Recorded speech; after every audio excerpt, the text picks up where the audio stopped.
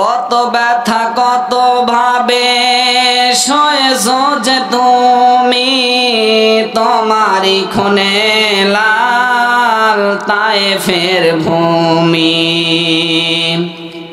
ফেরেশতা এসে চায় ধ্বংসের হুকুম, লৌহ মাখা মুহাম্মদ প্রাণেতে হাসরত।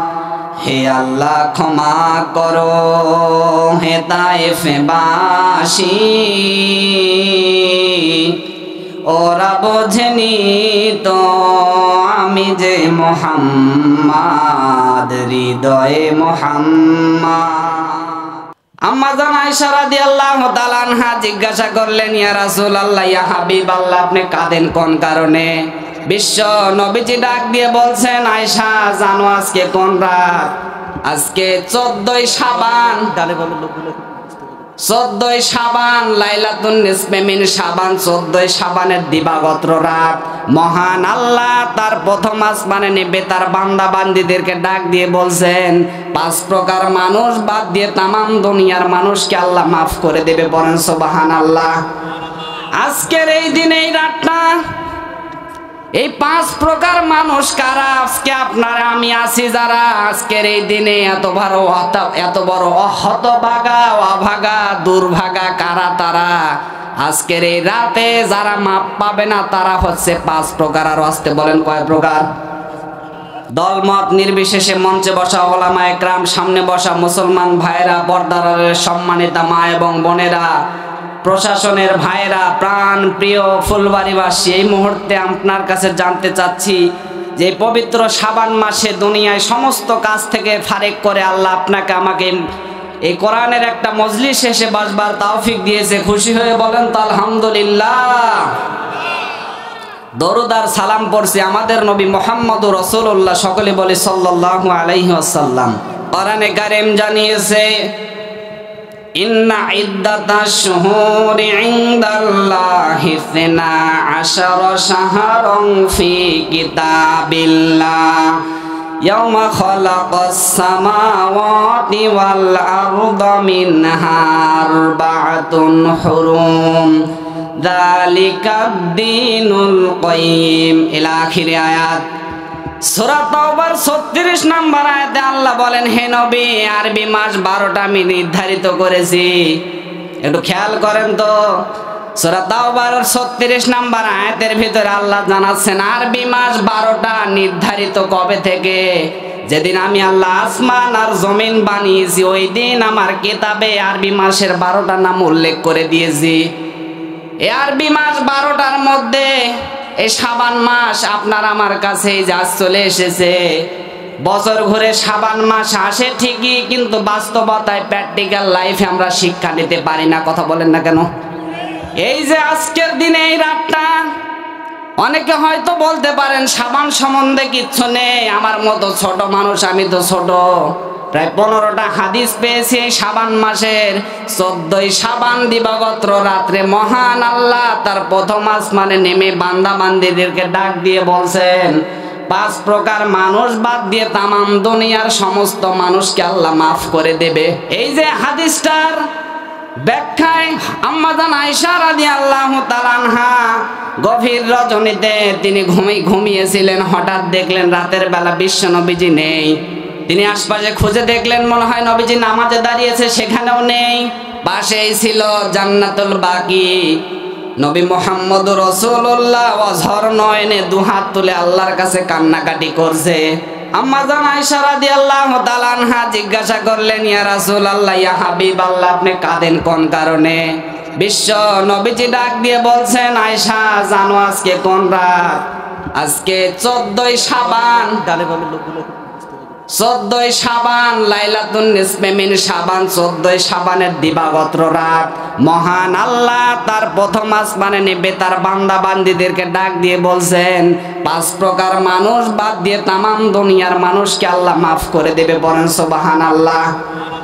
আজকের এই দিনে এই রাতটা এই 5 প্রকার মানুষ কারা? আজকে আপনারা আমি আছি যারা আজকের এই দিনে এত বড় হতভাগা অভাগা দুর্ভাগা কারা তারা? আজকের এই রাতে যারা মাপ পাবে না তারা হচ্ছে 5 প্রকার। আর আসতে বলেন কয় প্রকার? 5 প্রকার মানুষকে আল্লাহ মাফ করবে না। একটু খেয়াল করেন। 1 নম্বরে হচ্ছে যারা প্রথম নম্বরে বিশ্বনবীজি জানিয়েছেন, আয়েশা প্রথমে মাপ পাবে না তারা যারা শিরিক করে। বাংলাদেশে তো শিরিক নেই, কথা বলেন না কেন? আছে মানে 180 মাইল বেগে আছে। এই পাকিস্তান আর বাংলাদেশ আর ভারতে আমি যতটুকু পেয়েছি, বাংলাদেশ আর ভারত মিলে প্রকাশ্যে মানুষ শিরিক করছে এবং শিরিককে সাপোর্ট করাচ্ছে, কথা বলেন না কেন? এই যে যারা আজকে ভণ্ডামি চালাচ্ছে, যে ক্ষমতার উৎস জনগণ, এটা যারা বলে এরা মুশরিক, কথা বলেন না কেন? আরে ক্ষমতার উৎস বেটা জনগণ, ক্ষমতার উৎস জনগণের কথা যদি কেউ বলে ও বেটা মুশরিক, কারো ফতোয়া লাগবে না।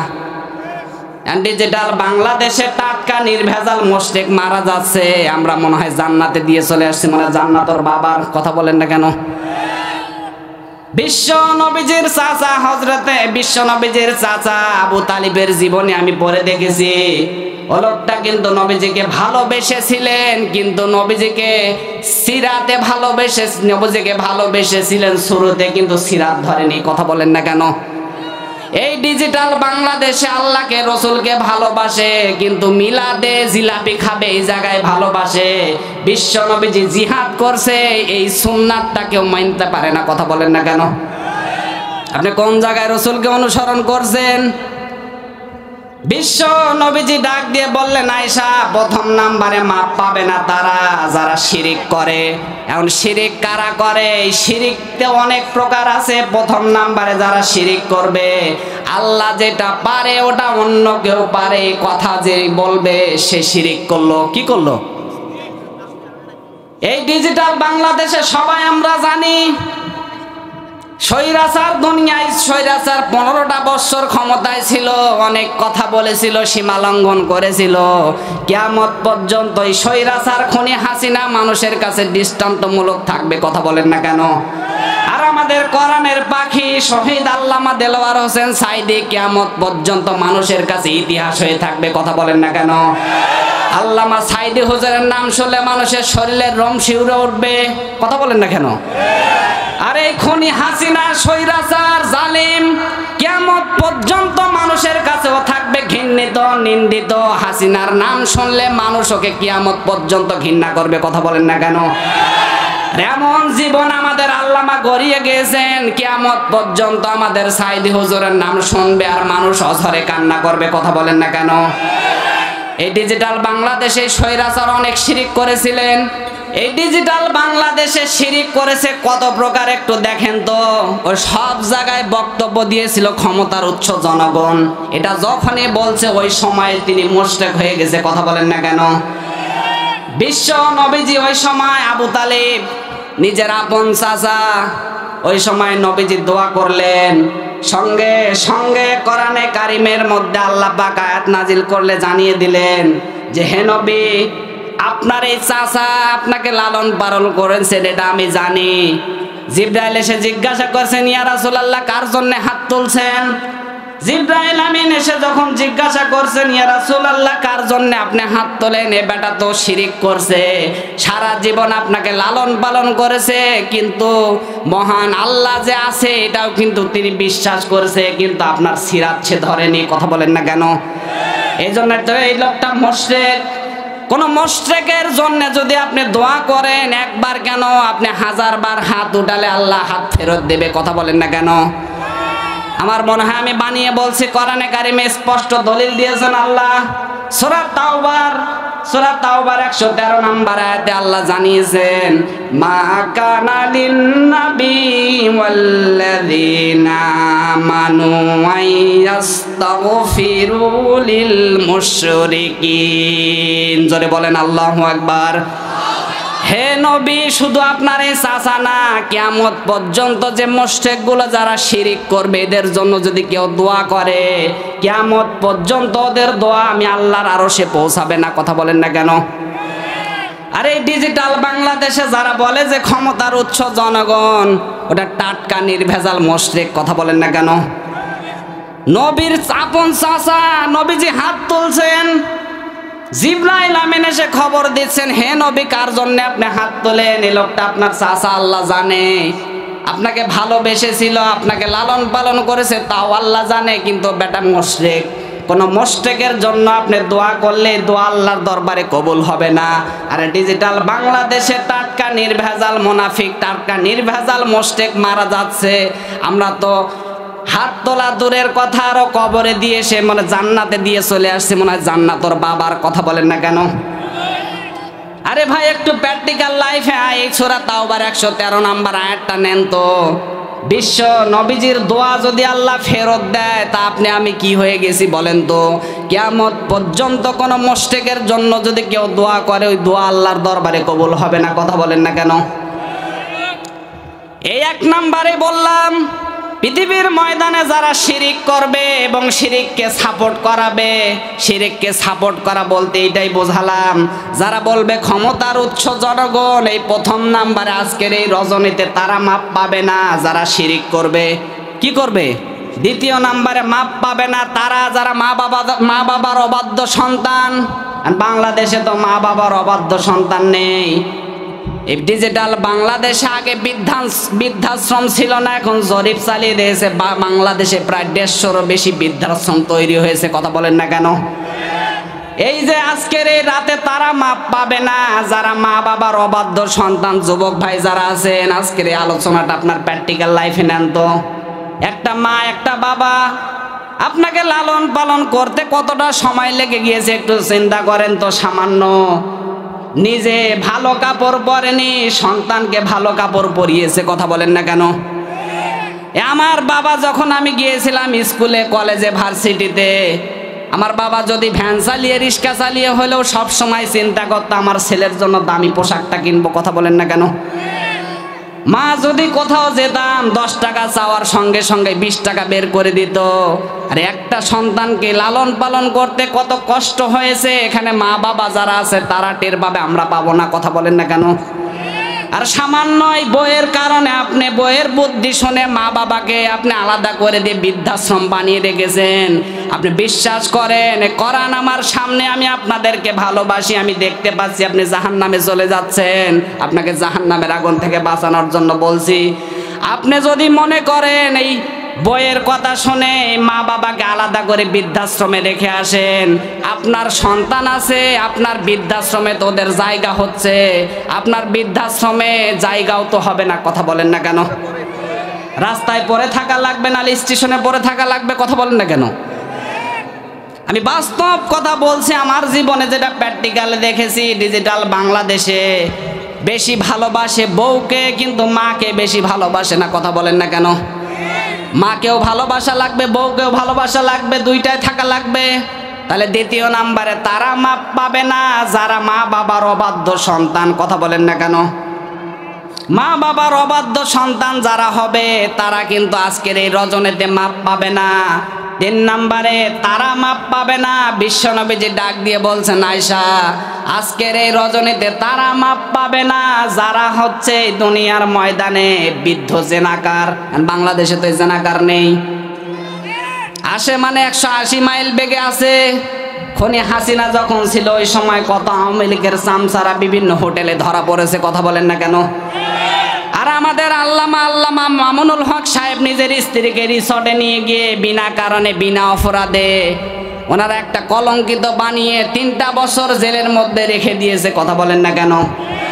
এটাই তো বাংলাদেশ, যে বাংলাদেশে প্রকাশ্যে জেনা হয়, ওখানে বাধা দিতে পারে না। নিজের বিয়ে করা স্ত্রীকে নিয়ে গেলে কোথাও ঘুরতে গেলে এটাই হচ্ছে জেনা, এই জন্য 3 বছর জেল। কথা বলেন না কেন? তাহলে বাংলাদেশে যারা জেনাকার তারা আপনি এমনি টের পেয়েছেন 15 বছর। কত হোটেলে দেখেছি, কত অসংখ্য মেয়ের কান্নার আওয়াজ ভেসে আসছে। এই বৃদ্ধ জেনাকার যারা আছে আজকের এই রজনীতে তারা মাপ পাবে না। 4 নম্বরে ওই ব্যক্তি মাপ পাবে না যারা সুদখোর। বাংলাদেশে তো সুদ নেই, আছে মানে শুধু মেলান তো খালি সুদখোর। কি টাকা পয়সা দিলে সুদ হয়ে যায়? এটা তো গ্রাম্য এলাকা, আমি বলছি আপনি মেলান। আলেম যারা আছে তারাও জানবে টাকা পয়সা দিলেই শুধু সুদ, এটাও কিন্তু সুদ। কিন্তু এই ডিজিটাল বাংলাদেশে আমরা যারা জমি জায়গা বন্ধক নিই, এটাও কিন্তু এক ধরনের সুদ। আশা করছি আমার কথার অর্থ বুঝতে পেরেছেন। এখন সুদ কিভাবে এখন বলতে পারেন হুজুর জমি আমরা বন্ধক নিচ্ছি, এটা জায়েজ করব কোন কায়দায়?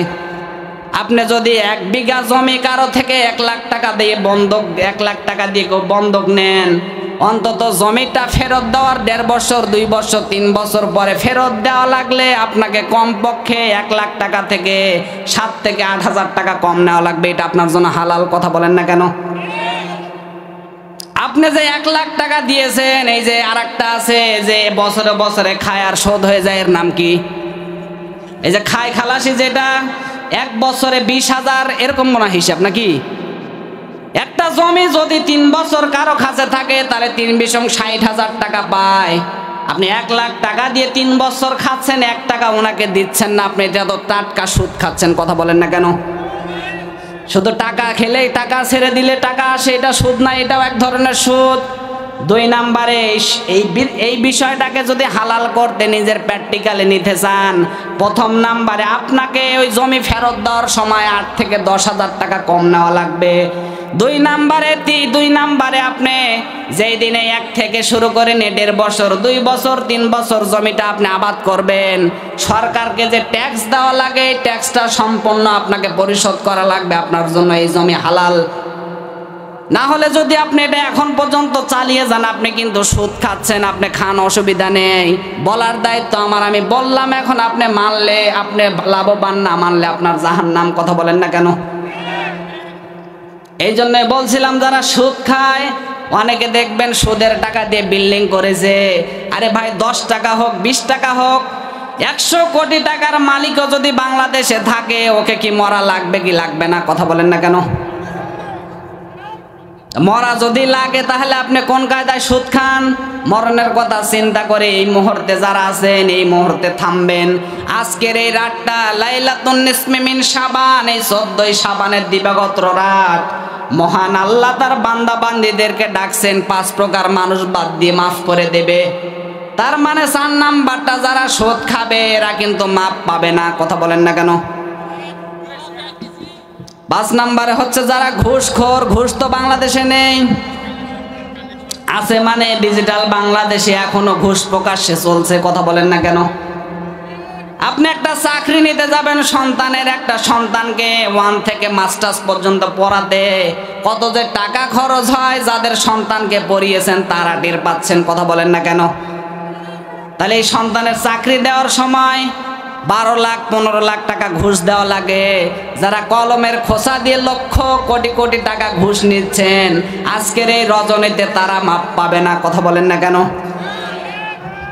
এই 5 প্রকার মানুষের নাম বললাম। এই 5 প্রকার মানুষের ভেতরে যারা শিরিক করে, 2 নম্বরে যারা মা বাবার অবাধ্য সন্তান, 3 নম্বরে বৃদ্ধ জেনাকার, 4 নম্বরে যারা সুদখোর, 5 নম্বরে ঘুষখোর। এই 5 প্রকার মানুষ যদি এখানে থাকেন, এই মুহূর্তে আপনি কিন্তু থামবেন। যদি না থামেন অসুবিধা নেই, আপনি জান্নাতে, আপনি জাহান্নামে যান আর জান্নাতে যান, এটা অসুবিধা নেই।